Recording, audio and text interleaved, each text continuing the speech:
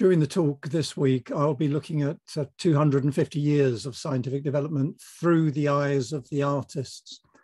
And I recommend this book, The Art of Innovation by Ian Blatchford and Tilly Blythe, on which the talk's based, and it refers to the exhibition that took place in the Science Museum.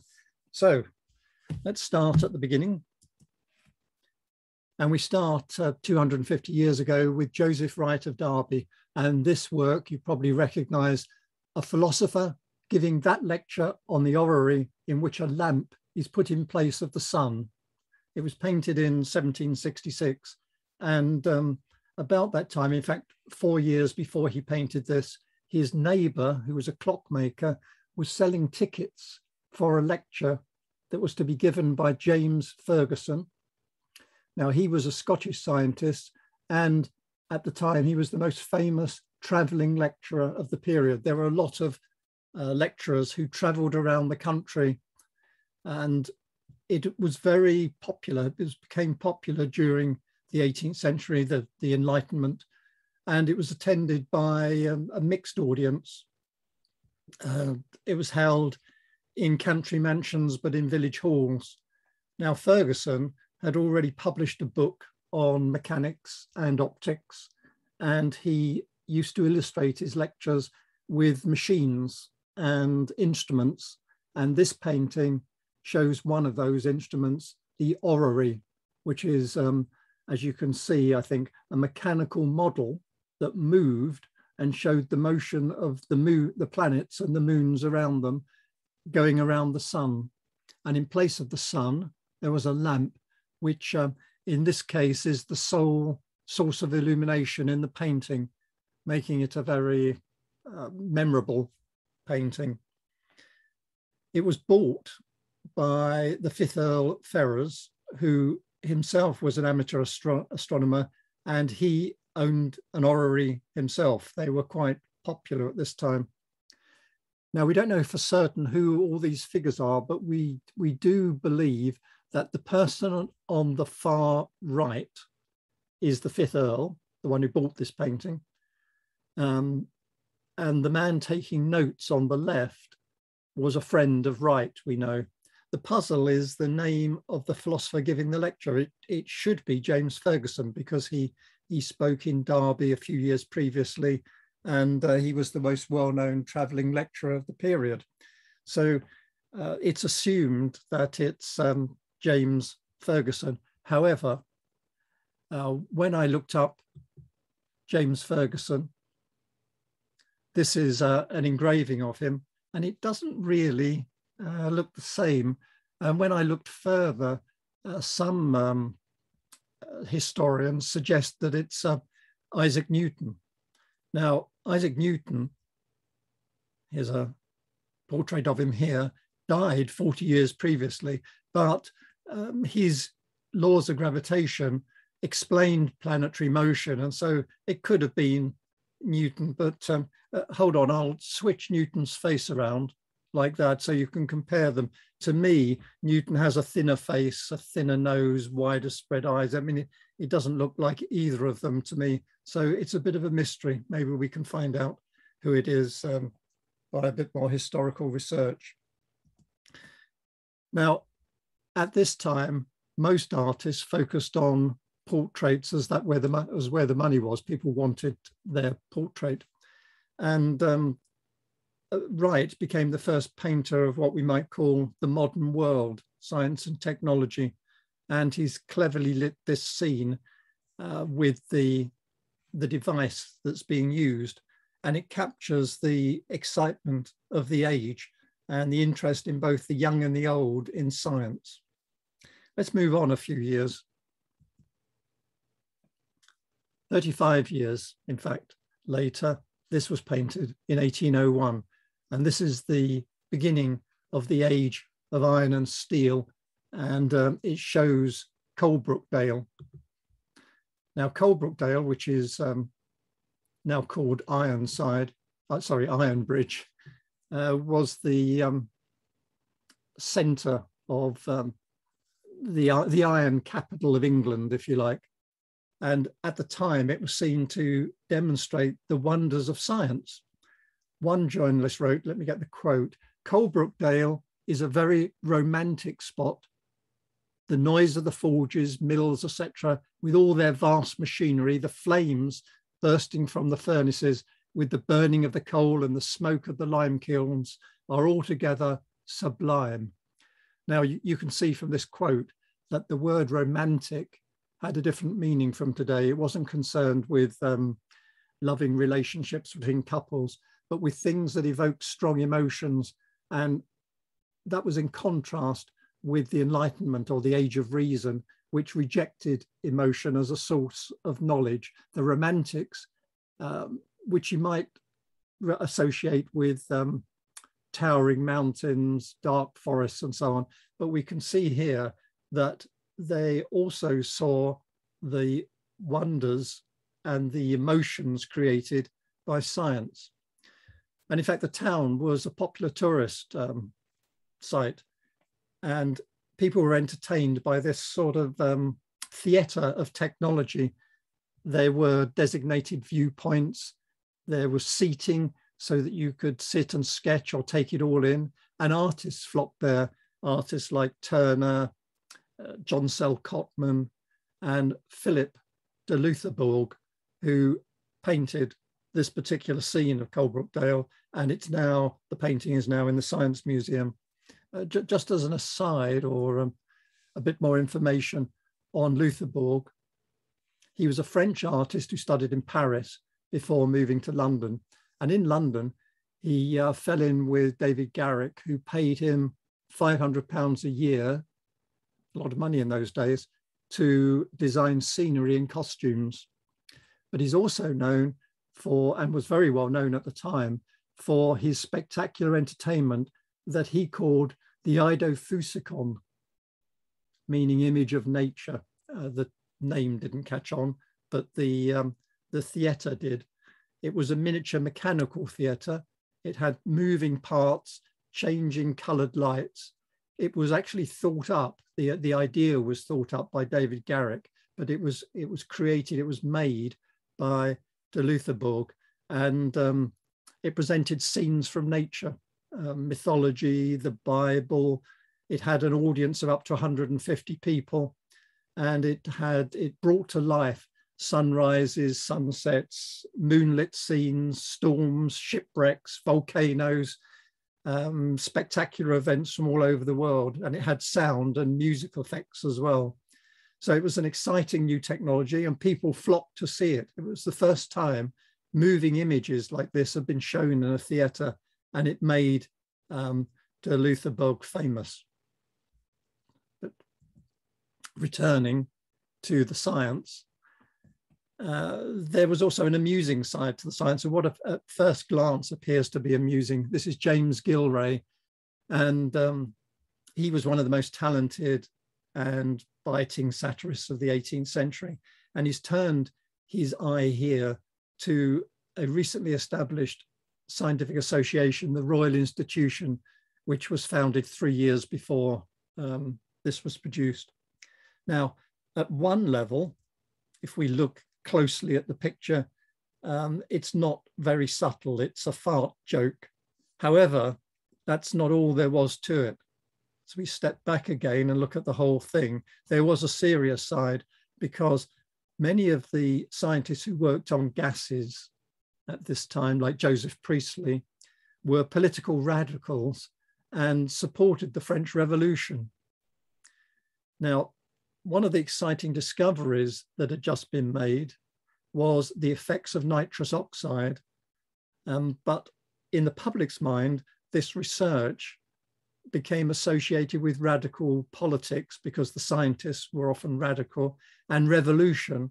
And we think it's partly because of that, which was brought to the public's attention as well by cartoons like this, that research on nitrous oxide stopped. Now, the person who first tried nitrous oxide is Humphrey Davey, and it's Humphrey Davey there, you can see with the bellows behind the desk, to the right of the desk. He was the first, as I said, to try it, and that was a few years, 4 years before this.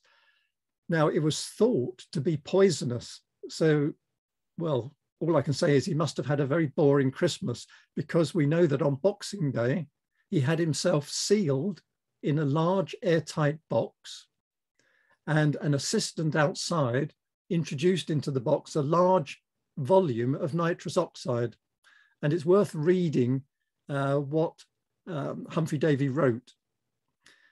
My visible impressions were dazzling and apparently magnified. I heard distinctly every sound in the room and was perfectly aware of my situation. By degrees, as the pleasurable sensations increased, I lost all connection with its external things. Trains of vivid visible images rapidly passed through my mind and were connected with words in such a manner as to produce perceptions perfectly novel. I existed in a world of newly connected and newly modified ideas. I theorized, I imagined that I made all sorts of discoveries. Now, as he slowly recovered from this experience, he tried to recall all these amazing discoveries, but all he could say to his assistant was, nothing exists but thoughts. The universe is composed of impressions, ideas, pleasures, and pains. I'll leave it like that. Obviously, a very early psychedelic experience. Switching from chemistry to meteorology. Before the 19th century, people regarded clouds as individual and completely unclassifiable. They were just different shapes that changed all the time.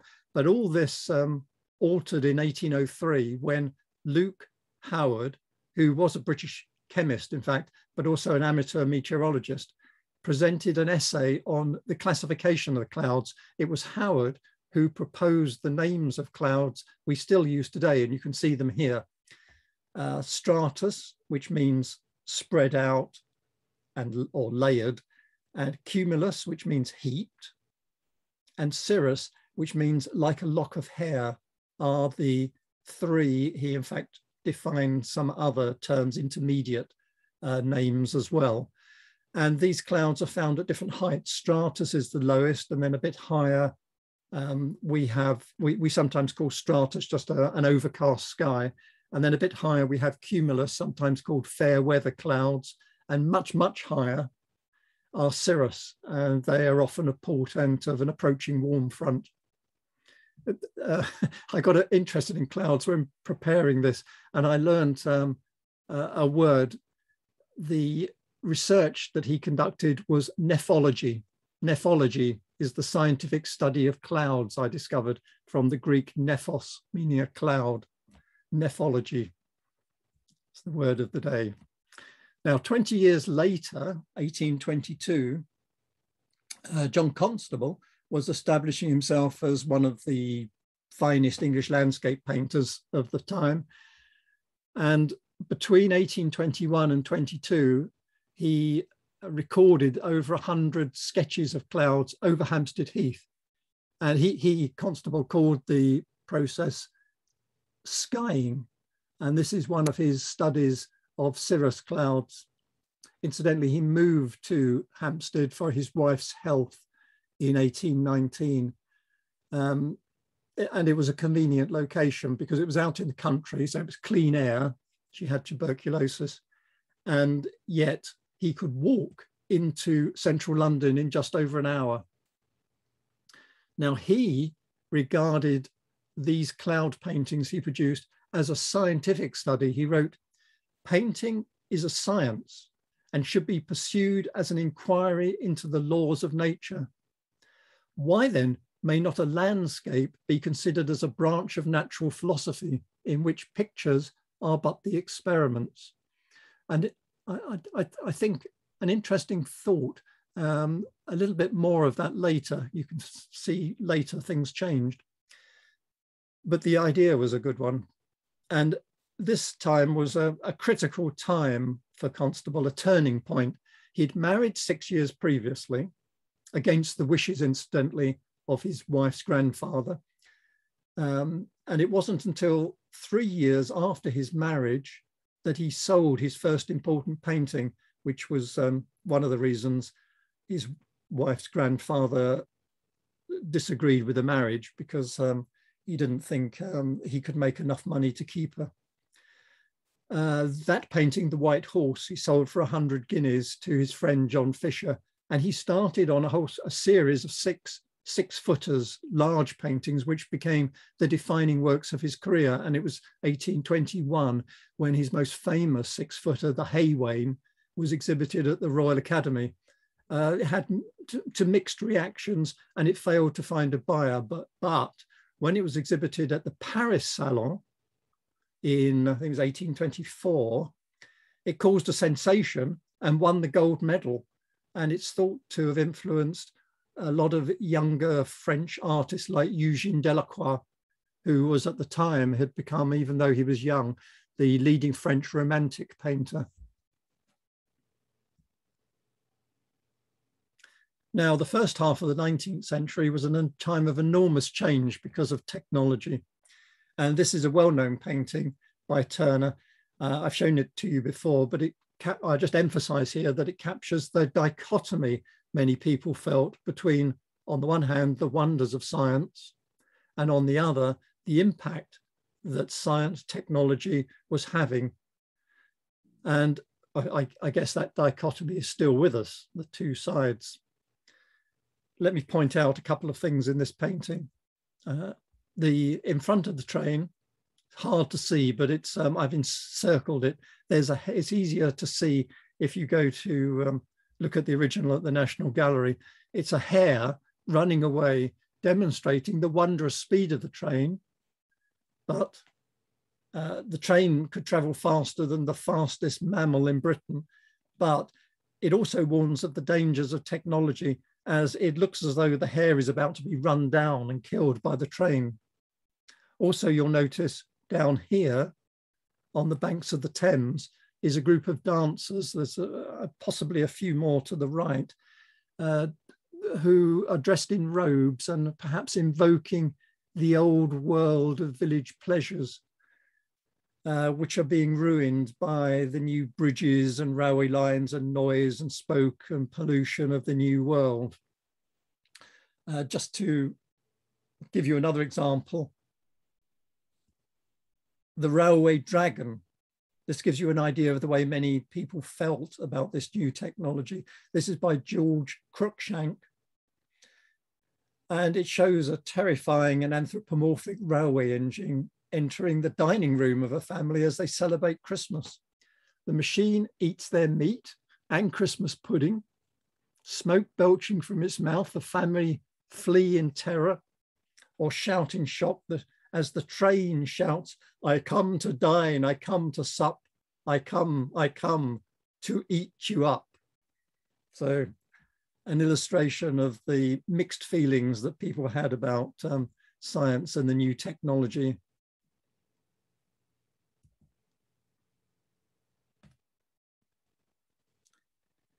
Now, in the early part of the 19th century, photography was invented. I won't go into the exact dates or who invented it, but over the course of the century, it completely changed the way the world was seen and recorded. And photography, it was photography that became the recording instruments of science, not painting as Constable had hoped, but of course that was 20 years previously. And photography or practical photography hadn't been invented by then. Now, the mainstay for many artists was, as I said, portraiture, but these new photographic studios, which blossomed across the country, dramatically undercut the cost of recording a loved one. It was much cheaper to go and get your photograph taken than to get an artist to paint your portrait. And so many artists, we tend to forget this, but many artists quite quickly lost their main source of income, lost their jobs, and many of them became photographers. Now, this particular image is an interesting one. It was produced without a camera. The plant is put in direct contact with a sensitive emulsion, pressed together and exposed to light. And it was done by this woman, Anna Atkins, who was an English botanist and the photographer of these algae, these seaweeds. And she's often considered to be the first person to publish a book illustrated with photographic images.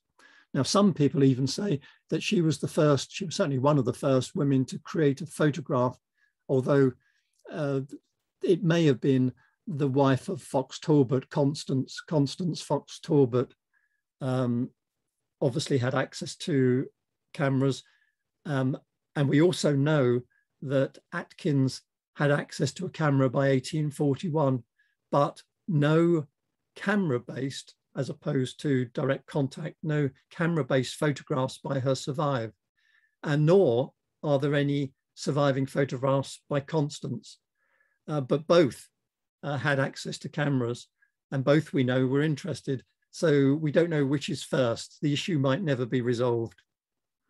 Now, in 1843, it was in 43 that she published photographs of British algae, cyanotype impressions, and the book contained cyanotypes, or cyanotypes, which I'll talk a bit about in a moment.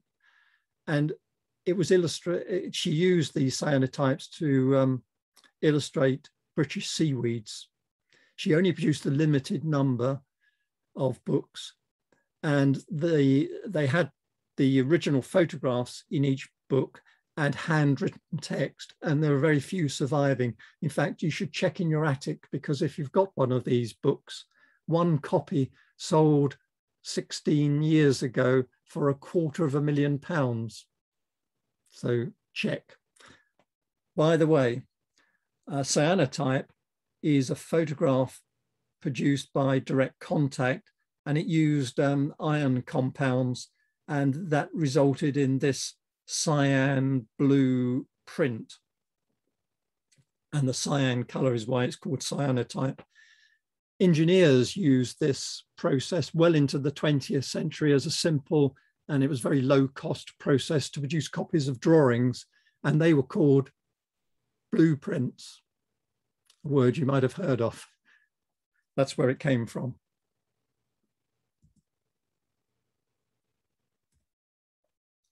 James Naismith, Normal Lunar Crater, from a book, The Moon Considered as a Planet, a World and a Satellite, that he produced in 1874.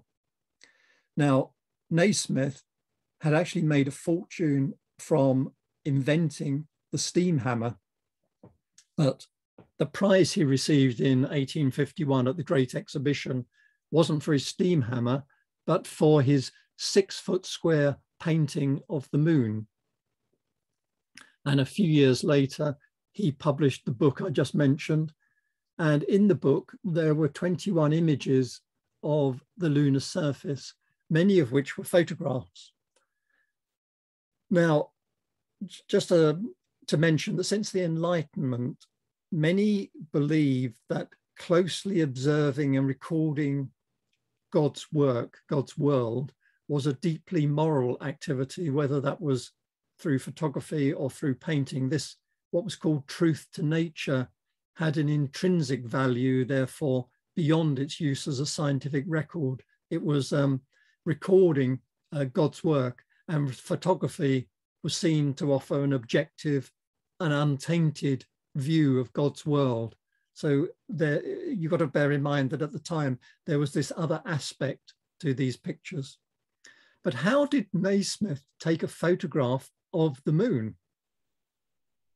Critics wrote that they felt they had been transported to the surface of the moon, but I'll let you in on a secret. The photographs were actually of plaster models. Naismith what he did was he would sit at his telescope, of which more in a moment. He would sketch on paper the craters he saw on the moon. He would then make a model from plaster of Paris and photograph it using raking sunlight. Now, this was a method that, or similar to a method that his father used. His father was a well-known Scottish landscape painter, and he used plaster models as studies for his painting, as in fact did Thomas Gainsborough, in order to create a model of view that he could use to make the landscape painting. And Naismith used the similar technique to create a reproduction of the moon's surface that he'd recorded through a sketch, and then took a photograph, as I said, of the plaster. The telescope, I said I'd come back to the telescope, was of his own design, and it's still known as the Cassegrain-Naismith telescope. Cassegrain is a reflecting telescope where you look down the end of the telescope, and his idea was to put another mirror in the middle so you could look through the side of the telescope. And it's the basis of many reflecting telescopes today. It's still, the Cassegrain-Naismith telescope is still a very popular type of telescope.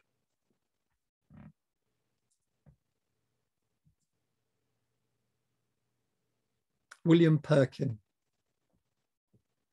Now, William Perkin, when he was young, became an assistant to the then famous chemist August Hofmann, and Hofmann challenged Perkin to produce an antimalarial drug, quinine, and to do that artificially, because quinine was expensive, because it had to be isolated from the bark of the cinchona tree, which was only found in Peru. So it was an expensive business to produce quinine. Now, Perkin tried lots of different chemical methods, but failed to produce quinine. But during one of his experiments, he noticed the solution he produced was purple. Now, so what, you might say, lots of colors are produced when you're mixing chemicals together, and so you'd expect him to throw it away, but he didn't throw it away. He got some plain silk and put it in the solution, and it colored the silk. And then he washed, that was intriguing, but then he washed the silk and he found that it didn't wash out. And he realized that this could be an important discovery. So through chance, serendipity, he discovered the first aniline dye, also called coal tar dyes.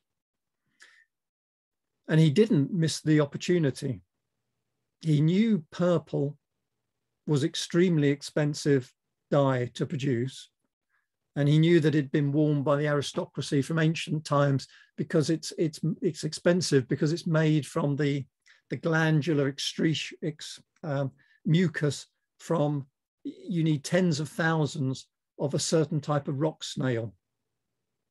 So Perkin borrowed money from his father, a carpenter, patented the dye, which he called movine, and opened a factory to make it, and started to sell this purple or mauve, as he called it, cloth. Now, when Queen Victoria and Empress Eugenie, the wife of Napoleon III, was seen wearing his movine, it became fashionable, and Perkin became extremely wealthy. He made a fortune. Over the course of the remainder of the 19th century, he continued work with others, and a whole spectrum of bright, washable coal tar dyes were produced. And it also led to the development of new pigments for artists, and developments even in medicine. In 1891, it was found that certain of these dyes were absorbed by bacteria, and in high doses killed the bacteria. So this led to the first use of a chemical, which was an aniline dye, to selectively kill bacteria. And it was used as a treatment, the first chemical treatment for syphilis and for malaria. So a lot of consequences from this discovery.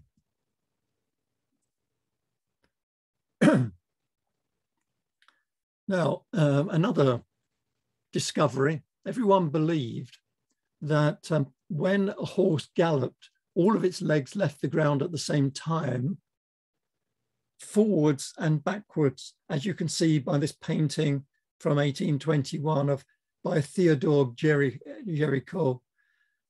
Now, later in the century, in 1872, a railway baron called Leyland Stanford, and it is the person who founded the university of the same name, Stanford University. So a wealthy railway baron allegedly made a bet. Now, we don't really know whether a bet was made, but it's a good story. So bear with me. Some say $25,000 on this being true, that all the legs were lifted at the same time.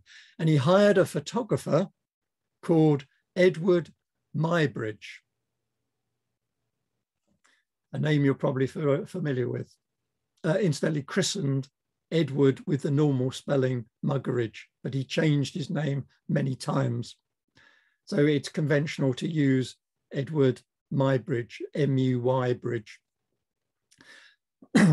And he hired him to find out. Now, Muybridge tried many, many methods, but all failed, until what he did is he laid out a dozen cameras along the ground and had string from the camera across a pathway.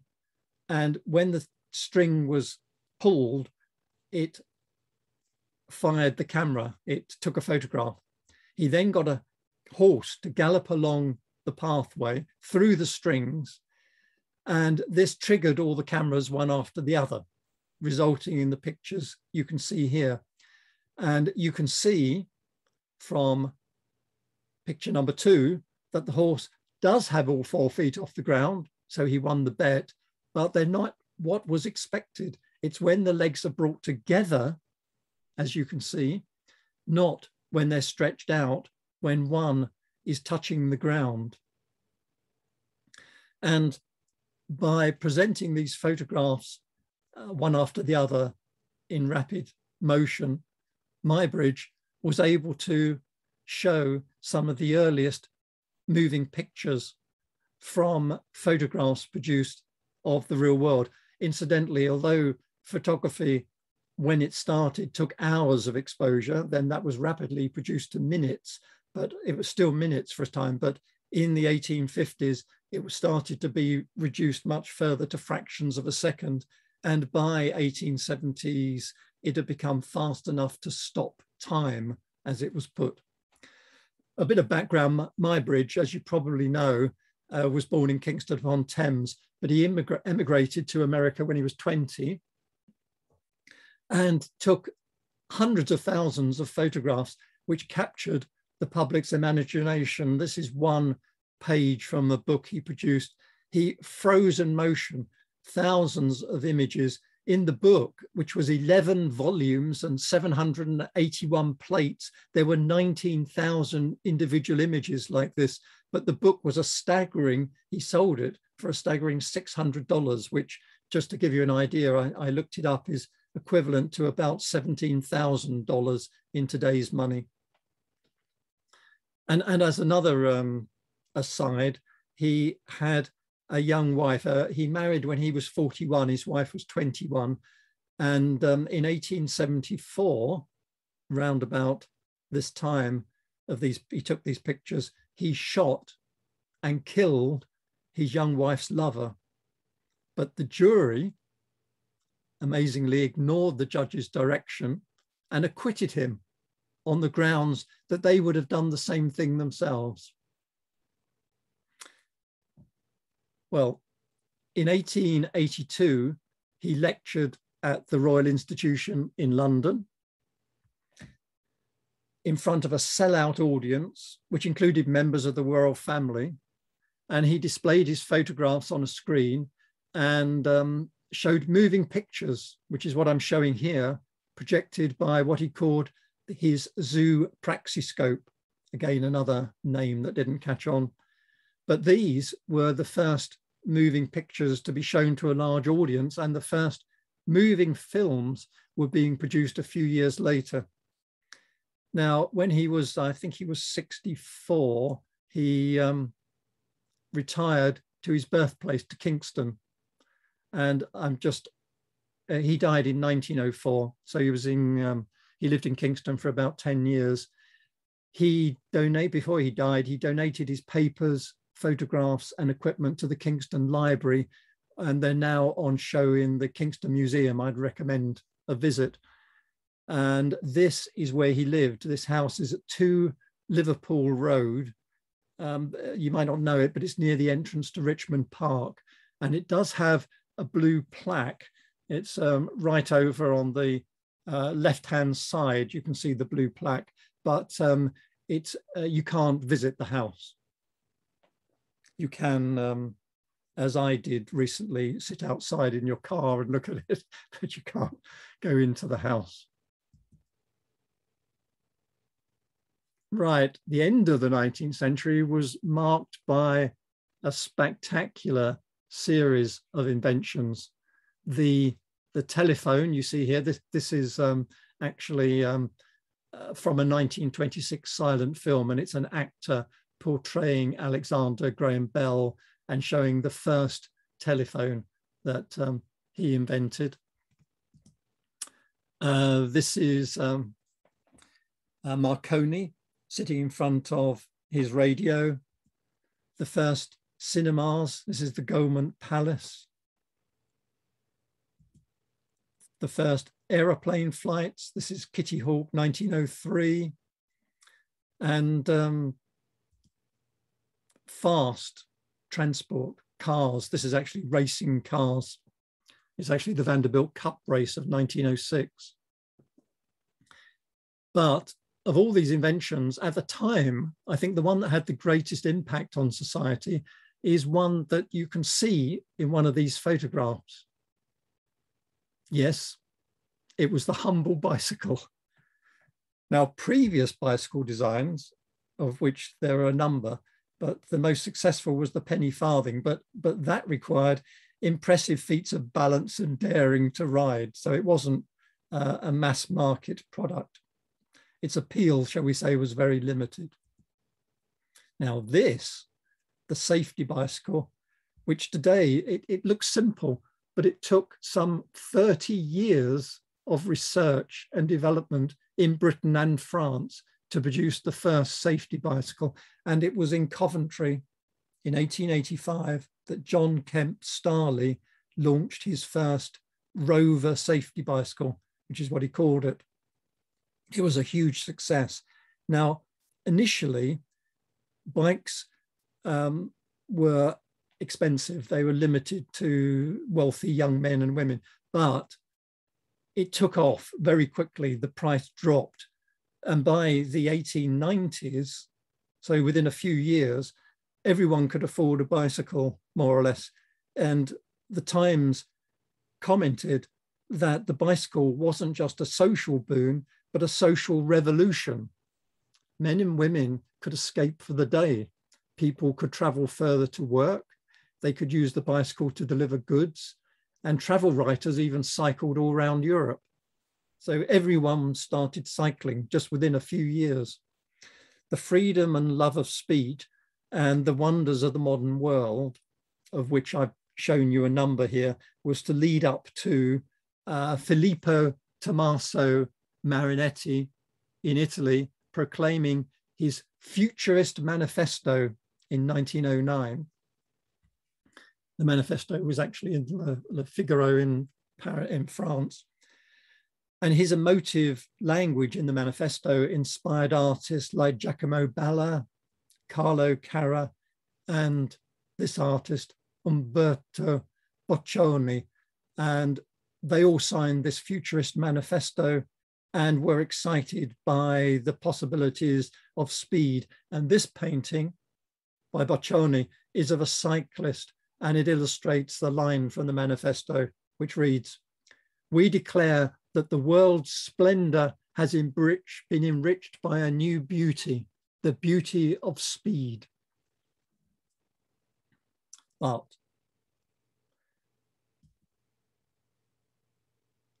World War I was upon us, the first war to experience the horrors brought about by these new technologies, from mustard gas to powerful new explosives.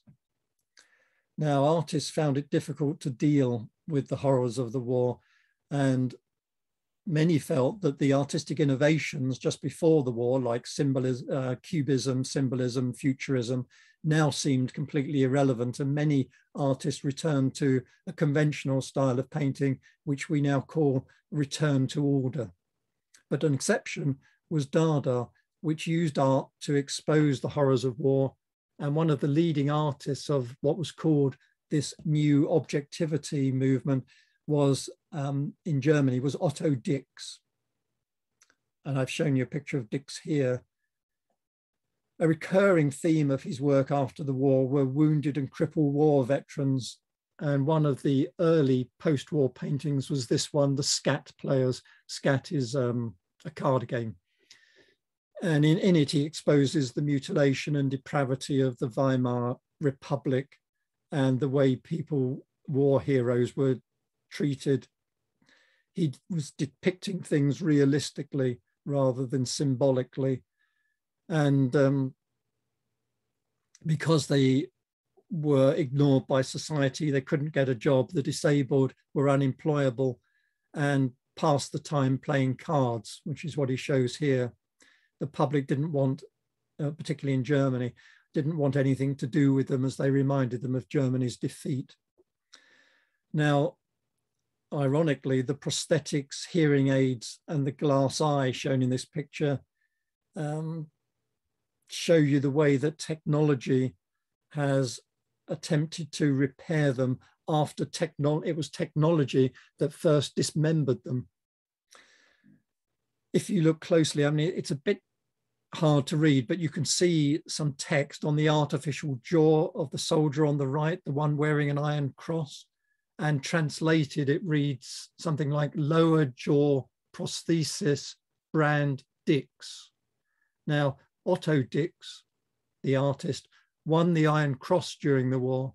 So this text personalizes the image and shows his identification with these war heroes who'd been rejected by society.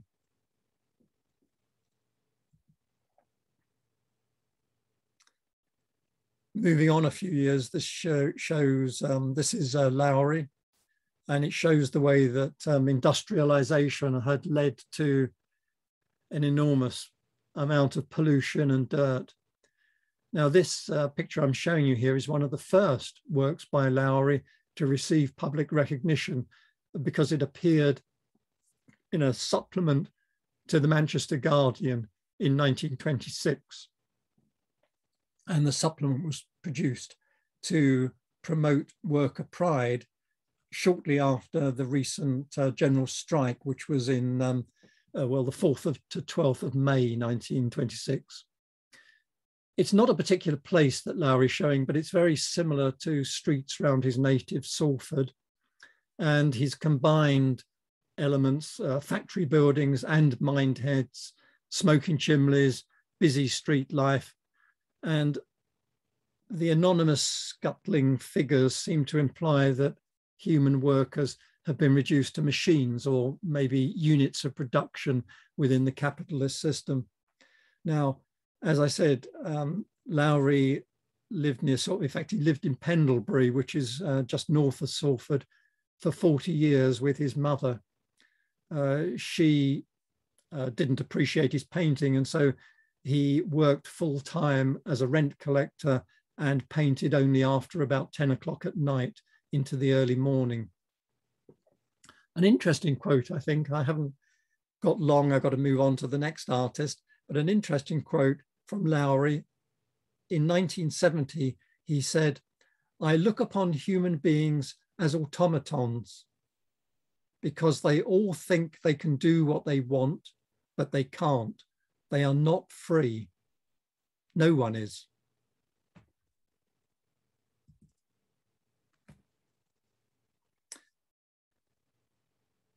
Right, switching tack to sculpture. when teaching mid-19th century mathematics, it was common practice to use models to illustrate complex three-dimensional surfaces, as you see here. This is a teaching tool, an educational aid. Now, artists like Barbara Hepworth and Henry Moore found an aesthetic appeal in these, and it inspired their work, which leads to the question of which came first. Now, Henry Moore began an extensive series of sculptures using string from 1937, and he's often considered the first. But his friend, sculptor Naum Garbo, the Russian-born artist, he also used mathematical models before then. In fact, he first saw mathematical models at his college in 1910. And it's also assumed by a lot of writers that Barbara Hepworth was influenced by both Moore and Garbo. But we know from her letters, she wrote a lot of letters, which are published in book form. But in 1935, she wrote she'd been told of some marvelous things in a mathematical school in Oxford, sculptural working out of mathematical equations hidden away in a cupboard, which implies that she intended to go and look at them, which she did. And this was 1935. And it also suggests that she hadn't heard of the use of string other than through these mathematical models she saw in Oxford. So it's possible that, in fact, Hepworth was the first, or certainly before Moore.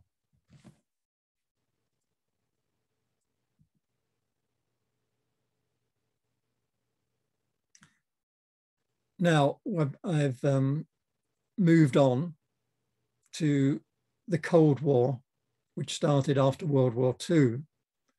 And this was a time of fear and uncertainty, but also mixed with hope for the future.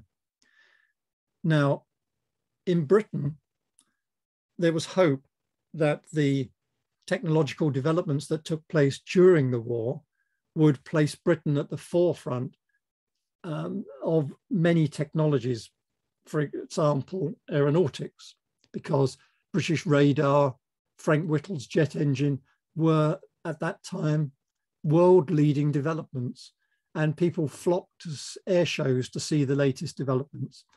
And Britain produced the world's first jet airliner, the de Havilland Comet. As an aside, of course, there was a terrible crash of the Comet, and it was taken out of service, and it was eventually found that the problem was that it had square windows, and cracks developed in the corner of the window, which was a stress point. And so planes now have rounded windows, and the Comet never recovered from that setback. But at the same time, Britain also produced the world's first jet-powered Hawker Hunter fighter, and it broke the world's airspeed record. We also produced the advanced bat-wing Avro Vulcan bomber. I remember the first time I saw it. But the project that captured the public's imagination at this time was Concorde.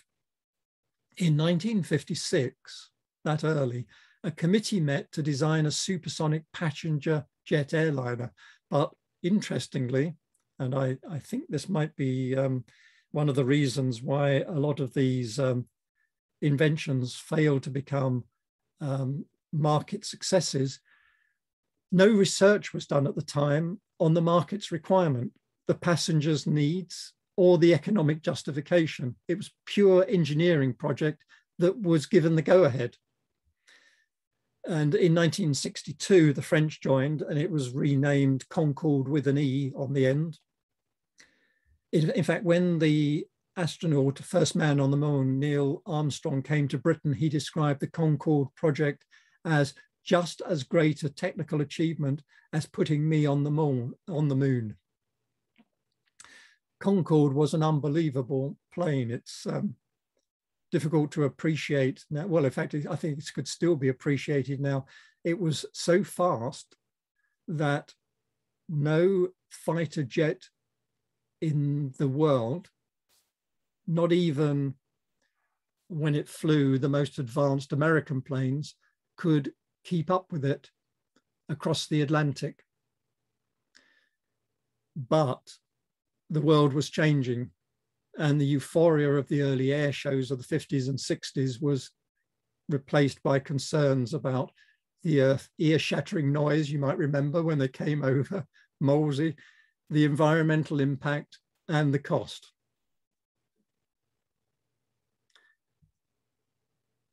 Now, this is an artwork by Wolfgang Tillman called Concord Grid, and it represents it's a grid of snapshots of Concorde taken as if by a keen amateur photographer recording Concorde passing by. Let me enlarge one of them. You can see there's a sort of a blurred tree underneath. It's a distant shot of Concorde, maybe taken from a street outside the airport. What Tillman, and many other artists that used photography at the time, is they wanted to get away from the commercial, professional style of photography that we can see on the left there. That was taken by a professional photographer. And they wanted to step away from it and produce images that, in Tillman's words, represented the unprivileged gaze or view. I like to assume exactly the position that everybody can take, he wrote.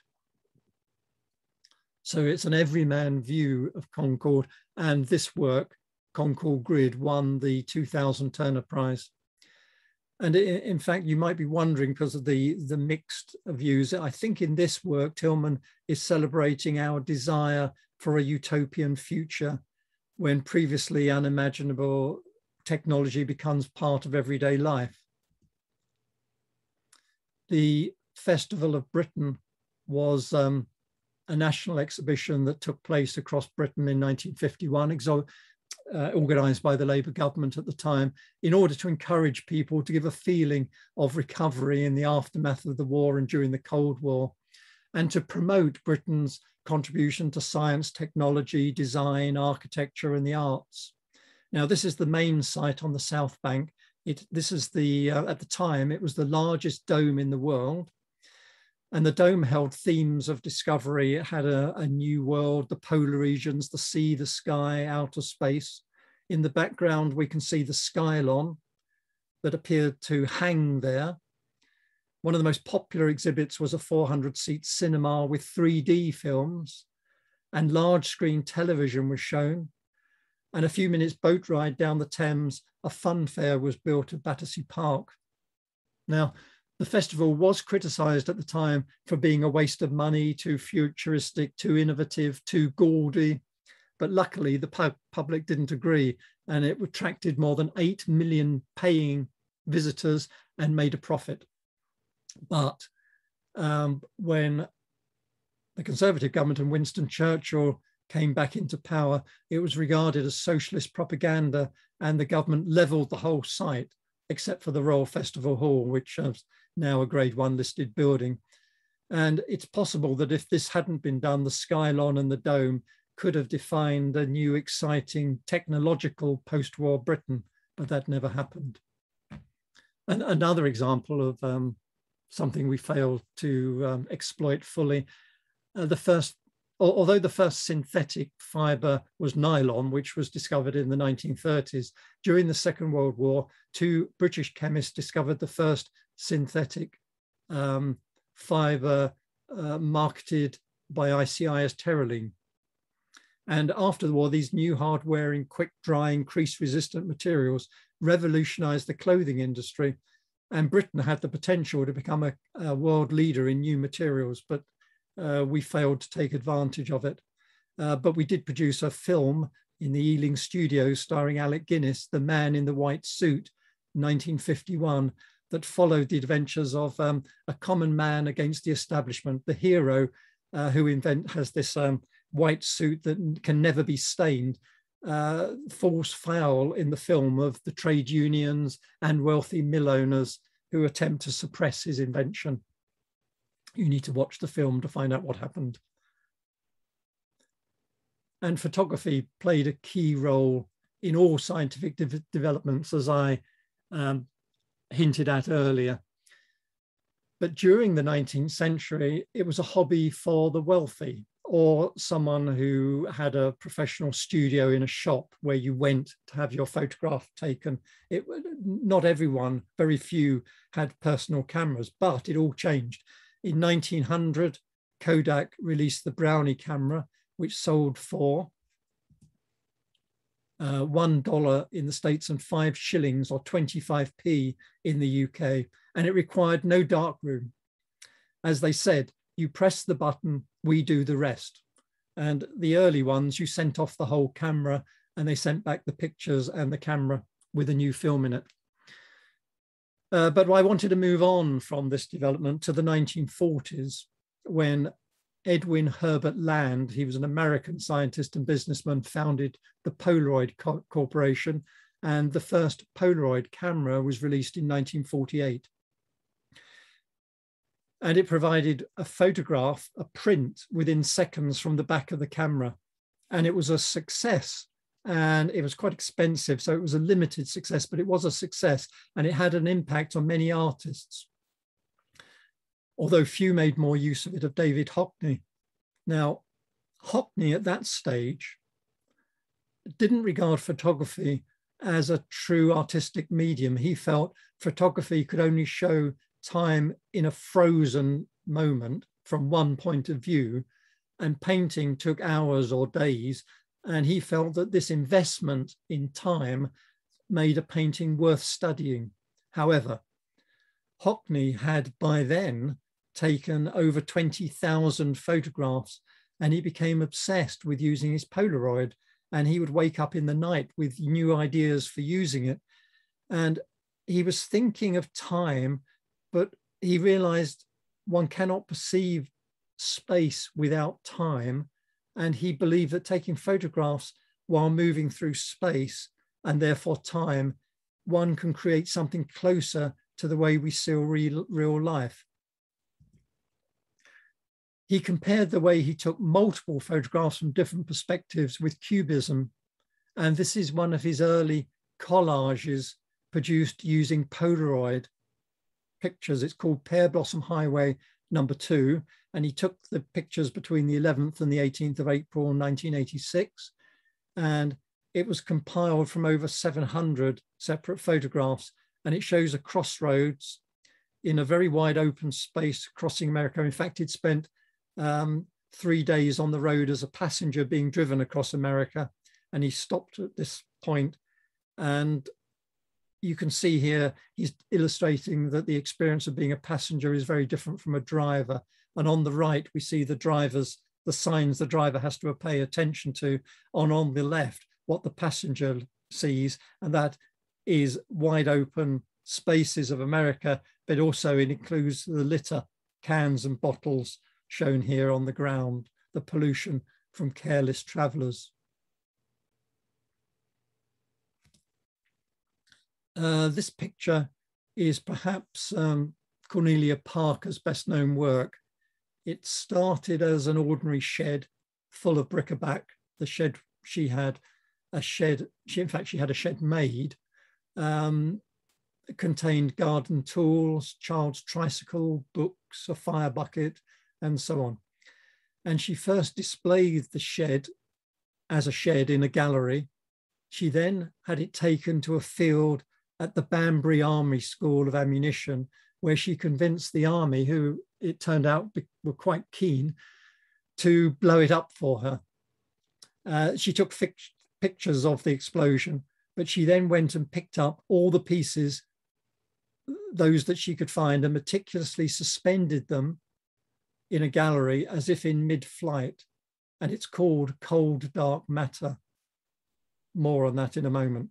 She was exploring, she said, at cartoon death at the time, such as things falling off cliffs, things being run over by a steamroller, things being blown up, shot full of bullets and so on, like Roadrunner and Tom and Jerry. She was trying to find some universal that we all identified with and were familiar with. and the shed, which we all have, or most of us have at the bottom of the garden, where we put all our leftover stuff. So it's a place that we're all familiar with, and it's a sort of depository of things. The title of the work links it to another explosion. Cold dark matter is the material within the universe we cannot see and we cannot quantify. We know it exists, in fact, but we can't measure it. It's unmeasurable, unfathomable. That was a quote from Cornelia Parker. So what she's done here is created a collision, an explosion on the small scale and everyday garden shed as reference to the vast scale of cosmic events and reference to the Big Bang and the creation of this cold, dark matter. The work's also, she said, about violence that exists around us, but is also a hint of violence as a creative process. The final two works, this one is by Andreas Gursky called Amazon, and this is actually taken in an Amazon warehouse. He typically takes huge, this is a huge photograph. As you can see, it's over 4 meters wide. And one of his photographs sold recently for $4 million, some of the highest price ever paid to a living photographer. And he wanted to show here and in his other photographs, things that are so vast and complex that they overwhelm people. He found it hard to get permission, but when he convinced Amazon that he wasn't accusing them of anything or trying to make a political statement, they let him in. And his comment, this is a quote, he said, "Our world is also seduced by Amazon because it's so practical and so quick, and you want something and the next day you have it. This is also the truth. I show you our contemporary world the way it is." Talking about the world the way it is leads on to my final image of our world and discussion of what's to become of it. This is Earthrise, a photograph taken by Bill Anders from the Apollo 8 mission. It shows the Earth rising above the moon's surface. And this is James Lovelock, who was born in 19, is still alive. He's 102, an unusual scientist, in fact, an unusual person. At school, he refused to do any homework because he said the school had no claim on his own time in the evenings and weekends. He said he learned his science from books he borrowed from Brixton Library. His parents would take him to the National Gallery in the V&A, but he preferred to go across to the Science Museum, which is how he learned his science. He worked for NASA in a team trying to detect life on Mars. And this led to his most famous theory, the Gaia Hypothesis, which essentially says Earth is a self-regulating system that maintains favorable conditions for life. This was controversial because many scientists thought it was pseudoscience, but he did develop a model showing how life could respond to solar radiation and heat or cool the planet. But this doesn't mean that he thought that the Earth would control or heal itself. It's not a way to prevent global warming. And if we fail to control our emissions, this is from an article in New Scientist in 2009, and it shows the effect of 4-degree rise in average global temperatures. Now, I know the current target is 1.5 degrees, but in my view, this is or many people's view, this is looking increasingly unlikely. And this shows what would the terrible results of 4 degrees. Now, 4 degrees might not sound much because it's the difference between, say, a day and night temperatures, but averaged across the world, it would mean that most of America, South America, Africa, the Middle East, India, China, and Southern Europe all become uninhabitable. That's all the yellow and brown areas. The Amazon rainforest would disappear, rivers would dry up, and little would grow in those areas. we would have to forget about countries, as the world population of 9 billion by then would have to live in the temperate areas. Canada, Northern Europe, Russia, and Western Antarctica are the green areas where all the food of the world would have to be grown, and there would be forest fires, floods, storms, the like of which we haven't seen. And many low-lying areas, which are the areas in red, would be under the sea. The eastern side of America, Polynesia would disappear under the sea, and many areas of this country. And even worse, the model predicts that once we reach 4 degrees, the juggernaut of warming will become unstoppable. It would by then become very difficult to prevent the temperature increasing much further. The New Scientist, in the article, which is still online and can still be read, speculates that the dots you can see on the map are solar and geothermal energy produced in the desert areas to provide energy to the green areas where everybody has to live and where all the crops are grown.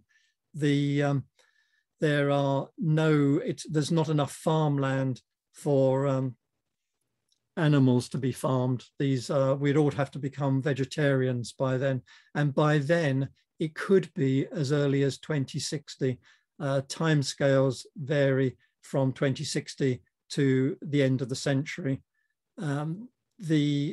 I'm sorry to end on such a depressing note, but I must admit that currently I'm pessimistic about China and America changing, as they account for some 43% of all carbon dioxide produced. And if you add in India, and it goes over to half of all the carbon dioxide produced.